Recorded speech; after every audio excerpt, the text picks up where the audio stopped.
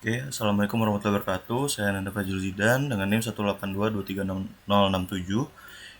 Di sini saya pada kesempatan kali ini saya akan menjelaskan soal yang diberikan sebagai kuis nomor 2. Kuis kedua. Oke, di sini kita mempunyai formula daripada sinyal analog berupa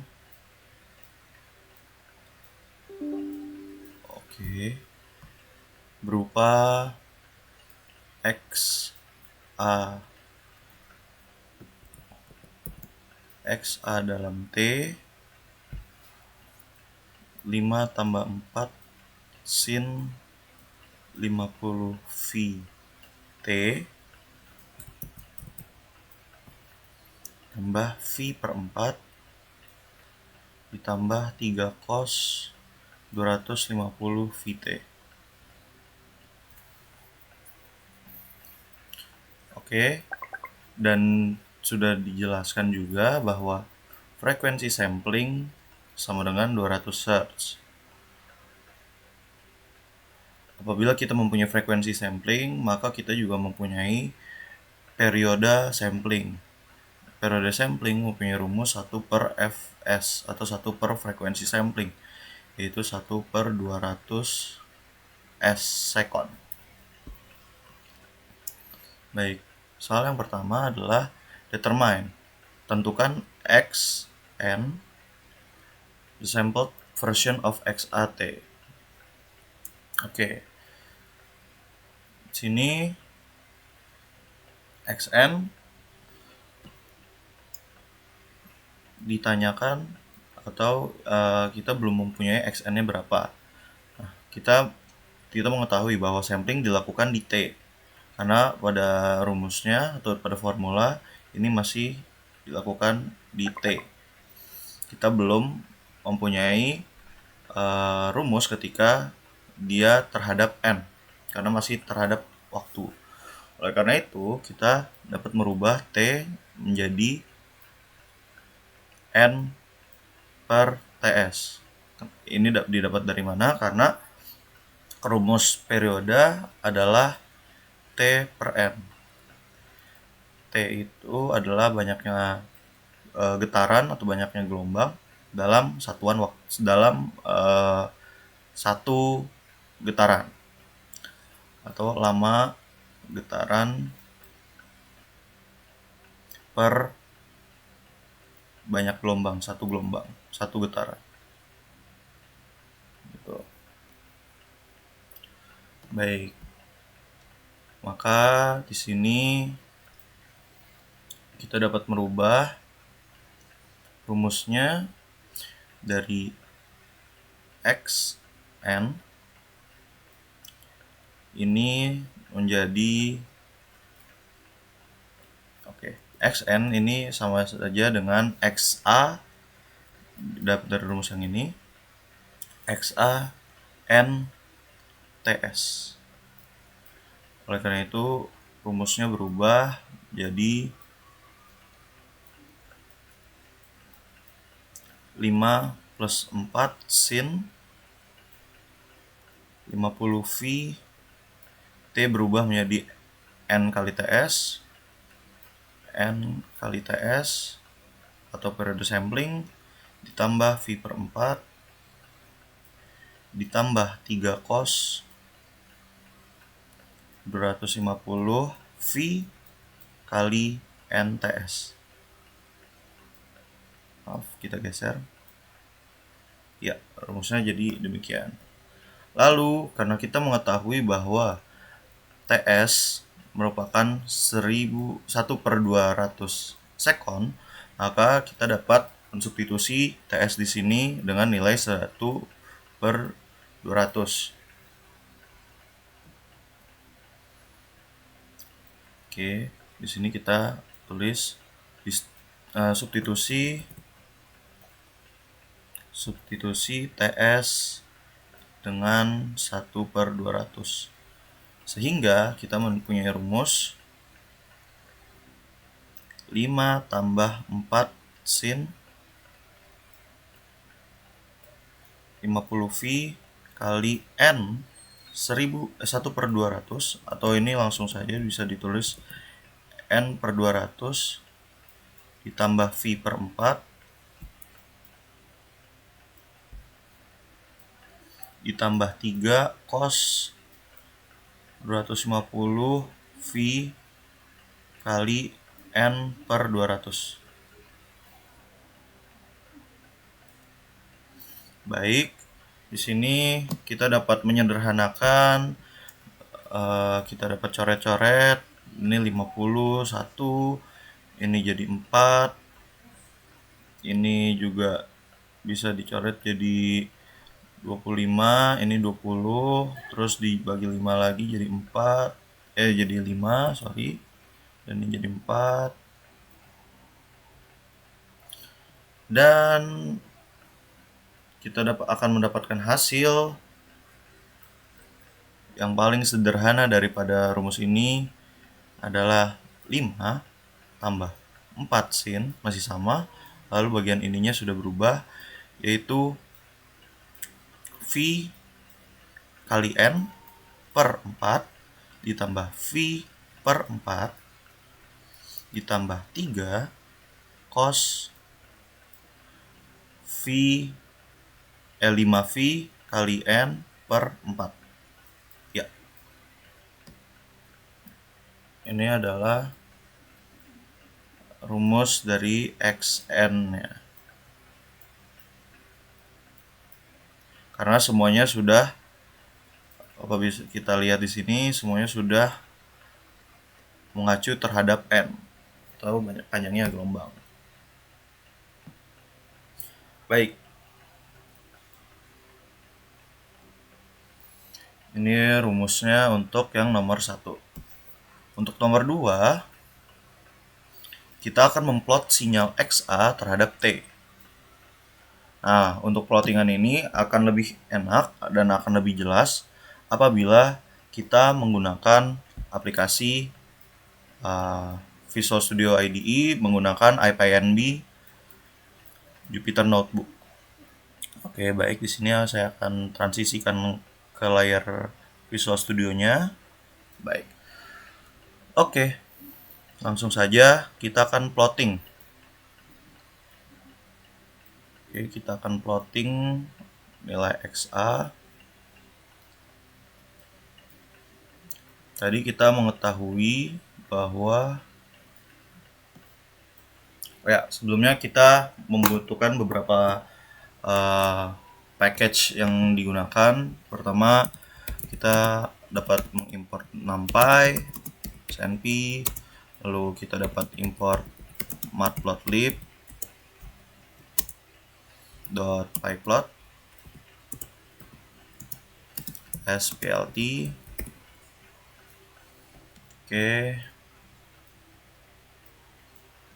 sini kita belum select kernelnya.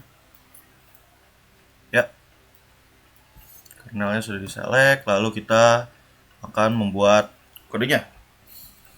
Pertama, di sini kita akan menggunakan package bawaan daripada NumPy, yaitu linear space dengan di sini kita lihat startnya berapa, stop dan numbernya. 0, 0.1 dan rentang 0 hingga 0.1 detik maksudnya. Lalu di sini ada 1000. Baik.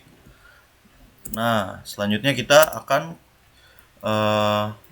mengcopy paste nilai XAT tadi. Ini kita XAT ya di sini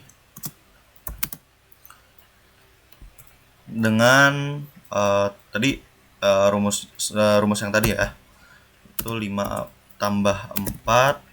Tunggu, kita sambil lihat dulu. Oke, untuk yang dimasukkan nanti kita tetap pakai rumus yang awal ya, karena dimintanya adalah plot signal XAT. Untuk nomor 2, 5 tambah 4 sin. Oke, di sini kita menggunakan sama package bawaan daripada NumPy, yaitu sin ya sinus 50 dikali. Oke, di sini karena kita tidak bisa menulis pi, maka kita akan menggunakan package bawaan juga dari NumPy, yaitu pi. np.py dikali t. Ya, t. Lalu ditambah np.py dibagi 4. Yap. Lalu kita akan sebelah sini, yang sebelah kanannya, yang bagian kosinusnya adalah 3 kali np.cos. Kita menggunakan paket bawaan NumPy lagi, 250 dikali np.py dikali t, 250 vt tadi kan. Baik. Langsung saja kita plotting menggunakan pyplot atau matplotlib. plt.plot t terhadap xat ya, seperti ini. Oke, perlu label. Oke, kita kasih title-nya saja biar nanti lebih enak ditaruh di notes-nya.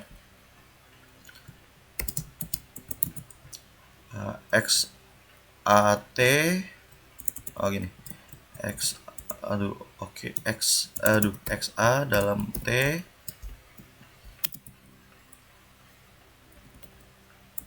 xh terhadap t. Oke, atau waktu.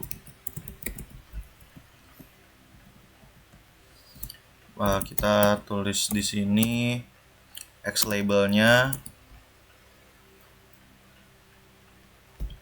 plt.x label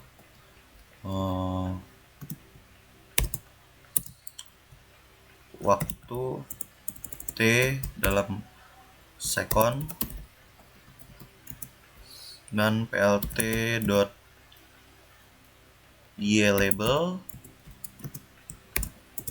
di sini xa amplitudo.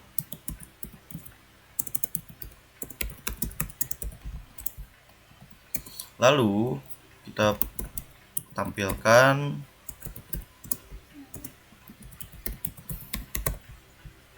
ya, langsung aja kita run. Ya, grafiknya terhadap waktu akan seperti ini, xh terhadap t. Nah, ini untuk nomor 2. Untuk nomor yang 3, kita diminta x terhadap n kan, banyaknya gelombang. Oke, ini kita copy paste dulu.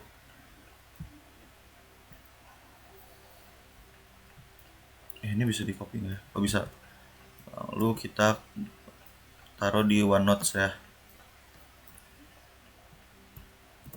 Oke, mungkin nggak terlihat ya di YouTube nanti, cuma nanti di akhir akan saya kirimkan. Oke, plot the sample signal xn as a discrete sequence. Oke, karena sudah discrete, jadi nomor 3 kita akan plotting x terhadap n. Baik, kita kembali lagi ke Visual Studio. Tadi n kita menggunakan rumus yang yang terbaru ya, yang sudah dihitung di nomor 1. Oke, ini agak di split ke kiri dulu.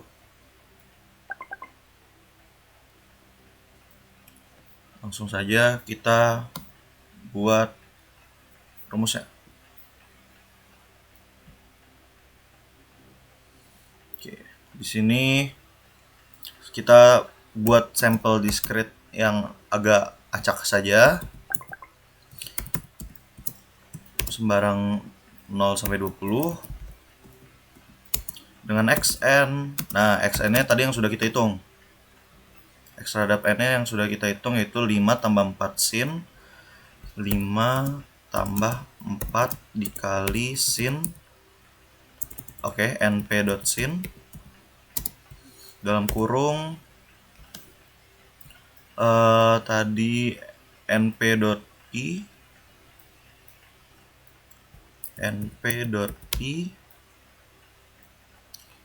kali n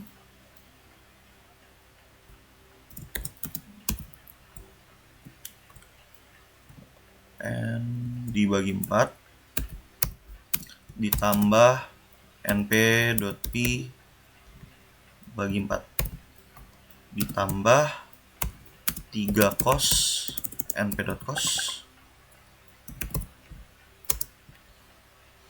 dalam kurung 5 dikali np.i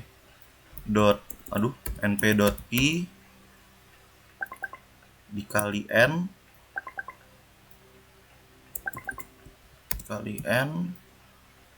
dibagi 4. Baik. Oke, ini ada kesalahan di sini, harusnya 3 dikali np.cos. Oke, siap. Sudah selesai semua. Lalu kita kopas dari yang atas saja sama. Kita kopas. Nah, ini diganti, ini n, ini xn. Bagian yang pie plot ya. Oke. Selanjutnya ini x terhadap n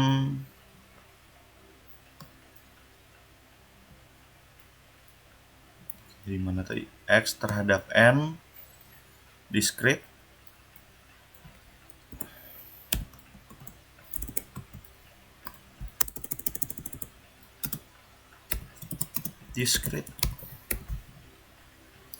di sini x labelnya n karena dia berubah dan ini amplitude sama.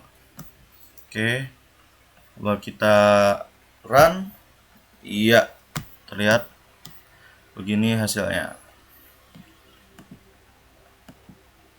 Oke, kita oper ke OneNote lagi. Oke.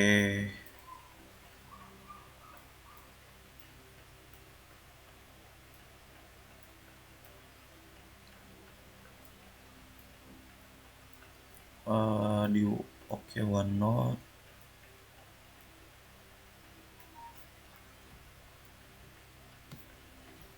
Oke, sebentar ada kendala sedikit. Iya, oke. Ini sudah ada di OneNote.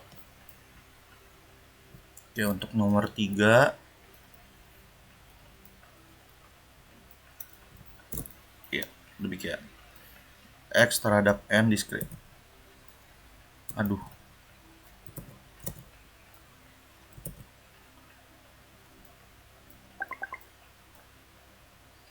Oke, selanjutnya nomor 4. Nomor 4 adalah determine the discrete time Fourier atau transfer DTFT X dalam omega. Oke. Pertama kita cara menentukan X dalam omega ya. X terhadap omega.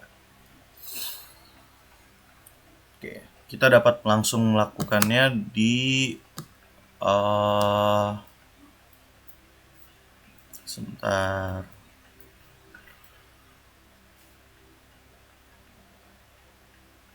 Oke.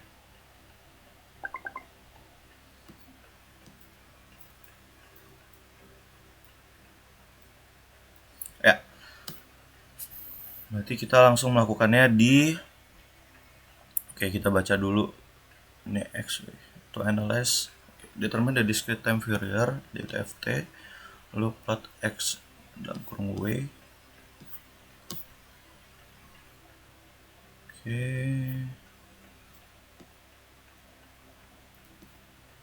Kita dapat aliasing aliasing. Oke, kita langsung saja tanpa perhitungan di sini, kita langsung buat di IPNB. Baik. Oke. Jadi di PyNB itu ada dalam paket SciPy. Paket SciPy ini dia ada paket bawaan yang bernama FFT, Fourier Transform Pack. Ya. Lalu langsung saja kita import FFT. Nah, ini akan mempermudah, sangat-sangat mempermudah. Misalnya kita mempunyai n dengan tadi panjangnya itu 64 ya. Ya. Panjang DFT-nya. Lalu XW langsung saja X omega ya. Kalau di sini nggak bisa W, nggak bisa omega, jadi XW saja. FFT dalam kurung XN. Tadi yang XN yang sudah kita buat ya. XN yang sudah kita buat, koma N. Oke, lalu kita bikin frekuensinya dalam hertz np.fft frekuensi ya, yang di bawah. Nah, ini kita lihat n integer. Any return the discrete Fourier transform sample frequencies. The return float array f contains the frequency bin centers. Oke, berarti kita tulis dulu integernya n-nya. Nah, ini tadi yang integer adalah yang 64 ya, berarti n. Taruh n. Terus apa lagi? D array float apa sih? Oke. Di sini n integer, d array float. Oke, 1. Ini kita isi d-nya tadi sama dengan frekuensinya berapa tadi yang telah kita periodenya tadi kita hitung berapa? 1/200. Berarti 1/200. Oke, langsung aja kita plot. Langsung sekalian menjawab nomor selanjutnya ya. Plotting plt.plot. Ini kita ambil yang kita seleksi saja yang mana yang akan kita pakai.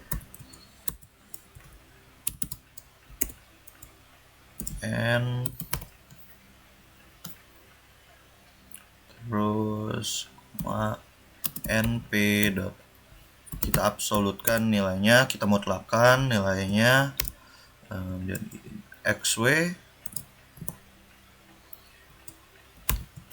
n tadi sama ya, n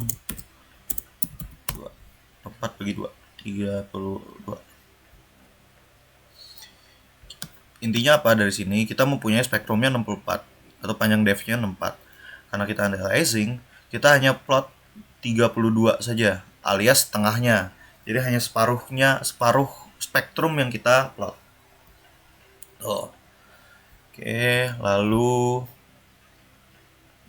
di sini kita tulis plt.title. Oh, kita paste saja ya biar cepat.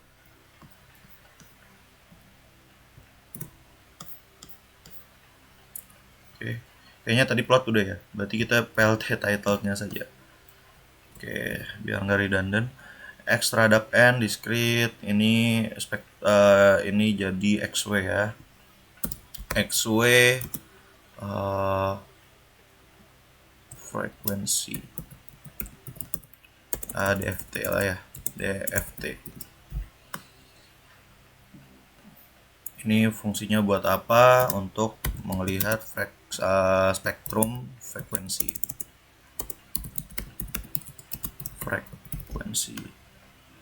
X labelnya frekuensi dalam hertz.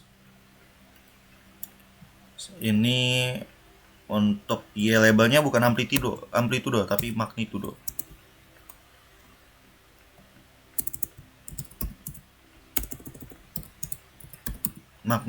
Oke, langsung saja plt grid.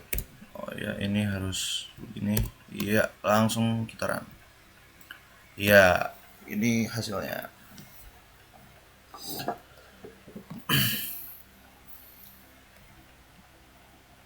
Oke.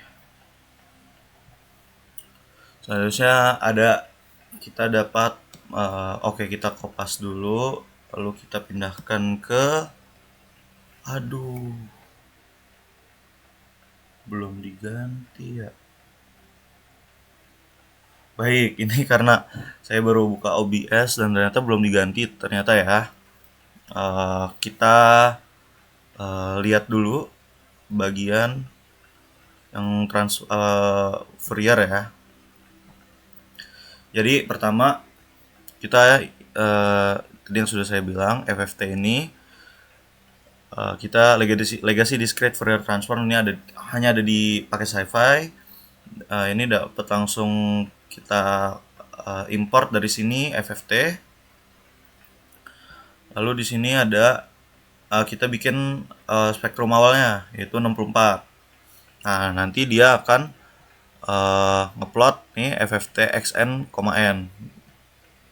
Nah, ini apa? XN dan N ini sebagai apa? XN ini nanti dia sebagai parameter, yaitu parameter NI dan N-nya juga NI gitu. Oke. Terus kita buat frekuensi NPFFT dan FFT frek. Nah, ini kita pakai yang D1/200 ini adalah periodenya gitu. Lalu kita plot frekuensinya, kita pilih separuhnya saja karena seperti anti-aliasing kan, hanya dua kalinya kita mengikuti teori Nyquist itu. Jadi kita plot hanya separuh spektrum dan yang selanjutnya ini dimutlakkan ya. Nah, selanjutnya kita langsung tinggal ngeprint saja dalam bentuk ini. Sudah terlihat hasilnya. Oke, langsung saja. Oke, kembali saya minta maaf karena tidak nge-share bagian Visual Studio-nya tadi ya. Oke, kita kembali ke OneNote. Ya, ini kita kopas. Oke. Kita sudah mendapatkan spektrum frek-nya.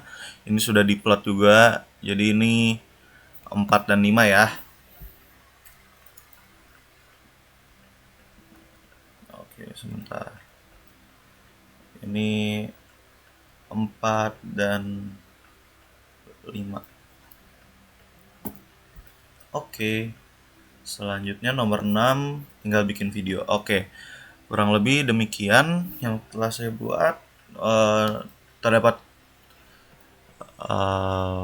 bagian-bagian penting yang jelas untuk merubah dari XAT atau nilai sinyal analog X analog ini dari T menjadi N itu harus kita mengetahui rumus daripada periode itu sendiri. Periode mempunyai rumus T atau lama getaran per satu getaran, T per N.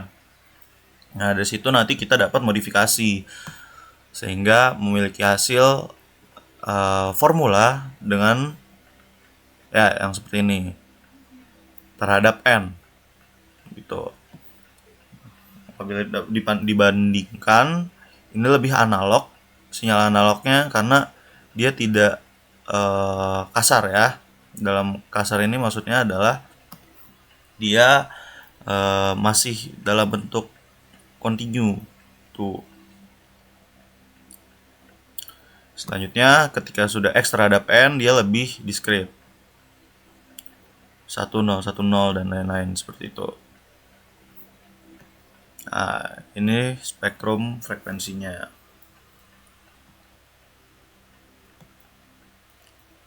Oke, sudah selesai di sini.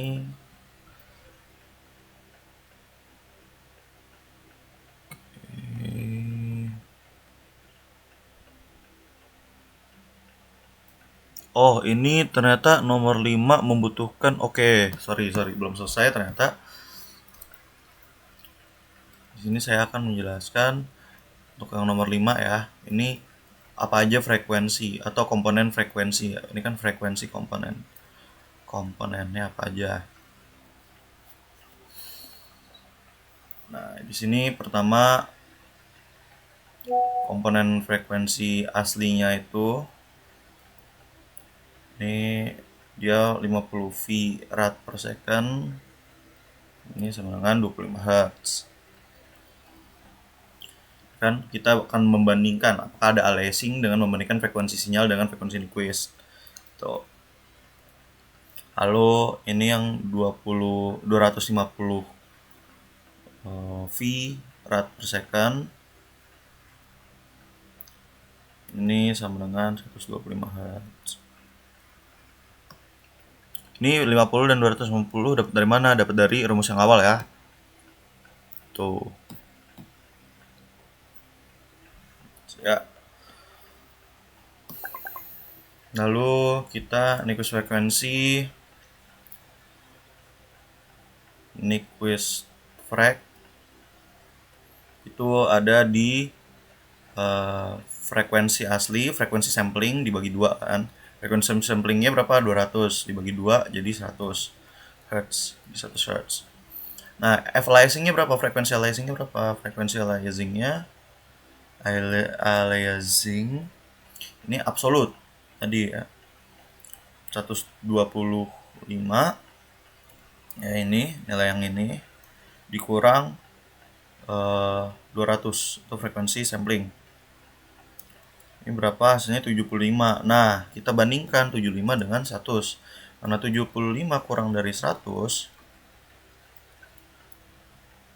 ya, di sini 100 Hz, di sini 75 Hz. Ini Nyquist frekuensi dibandingkan dengan aliasing. Oke. Maka terjadi aliasing. Frekuensi yang karena ini tadi awalnya ya 100 ini tuh ini udah terjadi aliasing di bagian sini nih. Karena 100 ini kurang dari 125. Nah, 125 ini kan dari frekuensi asli, bukan dari Nyquist-nya. Gitu. Jadi dia akan ada aliasing.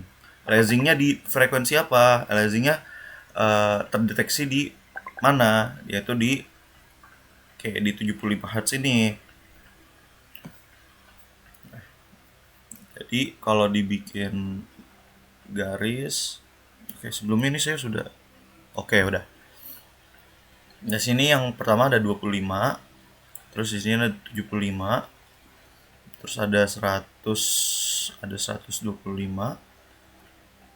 Nah, ya. Jadi Nyquist frekuensi ada di sini, Nyquist. Terus di sini ada frekuensi tertingginya, highest. Terus di sini tadi lowest frekuensi. Nah, ini aliasing. Ya. Nah, nanti spektrumnya akan tampil di mana? Tampil di daerah sini. 25 dan 75. Akibat aliasing. Seperti itu. Baik, sekian dari saya. Wassalamualaikum warahmatullahi wabarakatuh.